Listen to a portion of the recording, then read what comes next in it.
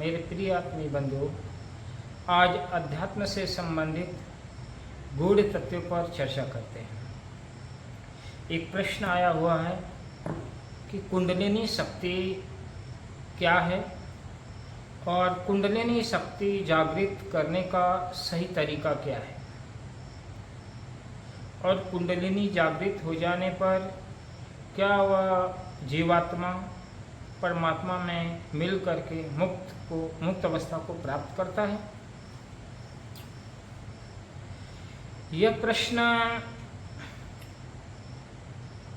हम किताबों में पढ़ करके, लोगों को सुन करके या कहीं कई चीज़ों पर प्रश्न उत्पन्न हो जाता है। कुंडलिनी का मतलब होता है एक ऐसी जीवन ऊर्जा जो सोई हुई है, अर्थात उसका हम उपयोग नहीं कर रहे हैं अपने जीवन में। वैसे देखा जाता है सामान्य मनुष्य के जीवन में भी जो ऊर्जा है वो सोया सोया ही गुजर जाता है। जैसे आलसी आदमी अपने जीवन में अधिकांशतः जीवन ऊर्जा को वेस्ट करता चला जाता है, आलस में, प्रमाद में। लेकिन अगर वही व्यक्ति पुरुषार्थ करता है तो भौतिक उपलब्धियां सहज में हासिल कर लेता है। एक आदमी काम को टालता है, दूसरा आदमी काम को नहीं टालता है, वो भौतिक क्षेत्र में प्रगति करता है। उसी तरह से आध्यात्मिक जगत में भी आदमी जो साधक हैं, साधिकाएं हैं, उस साधना में न लग करके इधर उधर फिजूल बातें करते हैं और साधना में निरंतरता बनाए नहीं रखते हैं। थोड़ी बहुत साधना कर लेते हैं, थोड़ी बहुत उनको अनुभव मिलने लगता है और उसी से वे अपने आप को अच्छे साधक या बड़े साधकों में अपनी तुलना करने लगते हैं। जबकि कुंडलिनी शक्ति 3 तरह से होती है। कुंडलिनी महाशक्ति जागृत करने के लिए सबसे सरल तरीका होता है कि आप ज़्यादा से ज़्यादा ध्यान करें। ध्यान से भी कुंडलिनी शक्ति जगती है। अत्यधिक ज्ञान अर्थात निष्पक्ष जागरूक होकर के, अवेयरनेस होकर के यदि आप हर चीज़ को एक्टिव होकर के करते हैं तो भी आपकी कुंडलिनी जागृत होने की संभावना होती है। तीसरी बात है गुरु की शक्ति से, गुरु की आध्यात्मिक शक्ति से भी कुंडलिनी जागृत की जाती है। कुंडलिनी शक्ति के कई भेद हैं, उसको अनेक मार्गों में अनेक रूप दिया गया है। जब कोई भक्त हो या भगवान का भक्त है या किसी अपने इष्ट के प्रति अत्यधिक प्रेम पूर्ण भाव से होने लगता है और प्रेम में विह्वल होकर के रुदन करने लगता है, या एक रूपता, उसके मन में एक रूपता समाहित हो जाता है, तो उसको आह्लादनी शक्ति कहा जाता है। भक्ति मार्ग में उसी कुंडलिनी शक्ति को आह्लादनी शक्ति कहा गया है और योग मार्ग में उसको कुंडलिनी शक्ति जागृत के नाम से जाना गया है और ज्ञान मार्ग में उसको प्रज्ञा अर्थात प्रज्ञा शक्ति कहा गया है। तो जैसे भक्ति मार्ग है, ज्ञान मार्ग और योग मार्ग में कुंडलिनी के अलग अलग रूप और नाम दिए गए हैं, लेकिन शक्ति ये एक ही है। आप भक्ति के मार्ग से भी कुंडली जागृत कर सकते हैं, आप ध्यान के मार्ग से अर्थात योग के मार्ग से भी कुंडलिनी जागृत कर सकते हैं और समर्थ गुरु के समक्ष उपस्थित होकर अपनी योग्य पात्रता साबित करके भी गुरु कृपा प्राप्त करके कुंडलिनी जागृत कर सकते हैं। लेकिन कुंडलिनी जागृत कर लेने मात्र से सारा काम नहीं होता, जीव परमात्मा को प्राप्त नहीं होता या वो मुक्त नहीं होता। कुंडलिनी हमारे जीवन की एक प्रवेशिका है, साधना की प्रवेशिका है। कुंडलिनी जागृत होने के बाद में हमें 3 बातों का ध्यान रखना होता है। पहला ध्यान ये रखना होता है कि हम साधना में निरंतरता बनाए रखें। किसी गुरु के द्वारा शक्तिपात कर देने मात्र से कुंडलिनी अगर जागृत हो गई और आप सोच रहे हैं कि गुरु की शक्ति हमें मुक्त कर देगी या गुरु हमें मुक्त कर देगा, तो ये आपका बहुत बड़ा भ्रम है, बहुत बड़ी अज्ञानता है। दूसरी बात, कुंडलिनी अगर जागृत हो गई और साधना में निरंतरता नहीं है तो कुंडली अपनी यथा स्थिति में चली जाएगी, सुषुप्त अवस्था में चली जाएगी। अर्थात कुंडलिनी जब जागृत हो जा रही है तब आपकी साधना की निरंतरता से संस्कारों का रेचन होता है।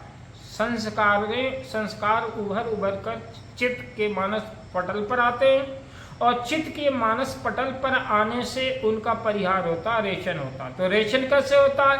जैसे आप साधना करते हैं और कुंडलिनी के द्वारा चित्त के ऊपर अलग अलग भाव भंगिमाओं के द्वारा अनुभव आता है तो उस अनुभव के प्रति राग न करिए न तो द्वेष करिए।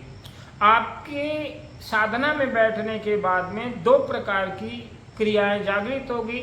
एक ऐसी क्रिया होगी जो आपको दुख देगी, यानी वो अनुभव आपको दुखद महसूस होगे, जैसे शरीर में दर्द, सिर में दर्द, कमर में दर्द या कुछ ऐसी अनुभूतियां जो बॉडी में पेन या दुख प्रकट करके लेगी आएगी। वो उससे अगर आप द्वेष करने लगे तो वो संस्कार की वृद्धि होगी, संस्कार का संवर्धन होगा।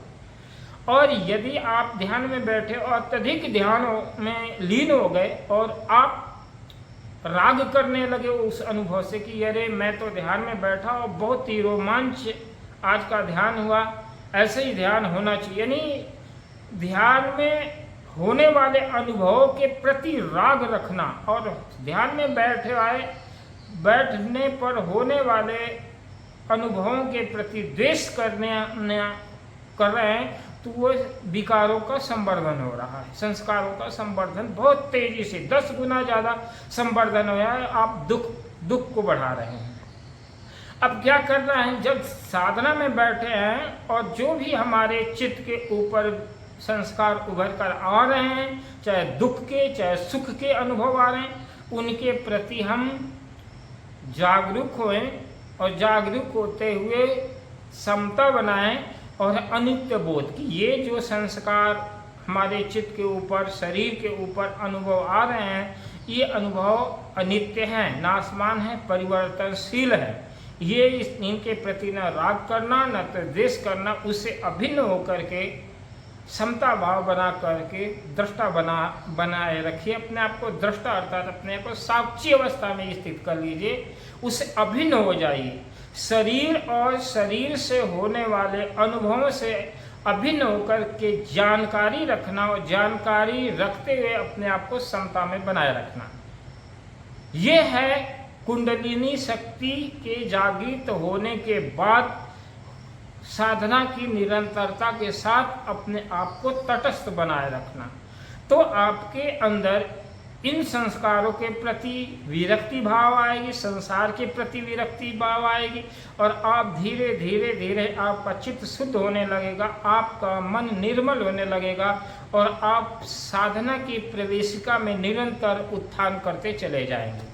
यदि आप ये सोचे कि हमारी कुंडलिनी जागृत हो गई, अब हमें कुछ नहीं करना, हम मुक्त अवस्था को प्राप्त हो गए, ये सबसे बड़ी भूल है। इसलिए ऐसे साधकों को सावधान होना चाहिए जो कि गुरु कृपा के द्वारा शक्तिपात हुई हो या फिर अत्यधिक ध्यान के माध्यम से अगर वो साधना करके कुंडलिनी जागृत कर चुके हैं या अत्यधिक इष्ट के प्रति भक्ति के द्वारा, तो वो अपनी साधना को निरंतरता बनाए रहें, क्योंकि निरंतरता ही साधना की सफलता है और शिथिलता ही साधना की निष्प्राण अवस्था है।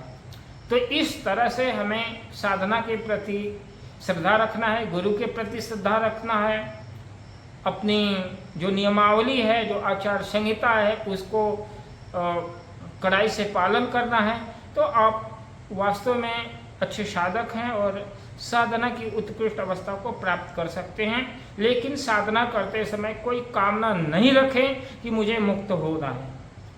चित्त कुंडलिनी हो या ज्ञान शक्ति है, चाहे प्रज्ञा शक्ति है, चाहे आह्लादनी शक्ति है, वो काम प्रकृति अपना काम कर रही है, आप अपना काम कीजिए और सब कुछ अस्तित्व के ऊपर छोड़ दीजिए। सारा काम ऑटोमेटिक सिस्टम से हो रहा है। आप यदि कर्ता भाव रखते हैं तो ये कर्ता भाव आपके लिए बंधन है और ये दुख को बढ़ाएगी। इसलिए आप अकर्ता भाव में, साक्षी भाव में, दृष्टा भाव में स्थित रहें। जितना आप साक्षी भाव, दृष्टा भाव में स्थित होंगे उतने ही आपकी साधना पक्की होगी और परिपक्वता बढ़ेगी।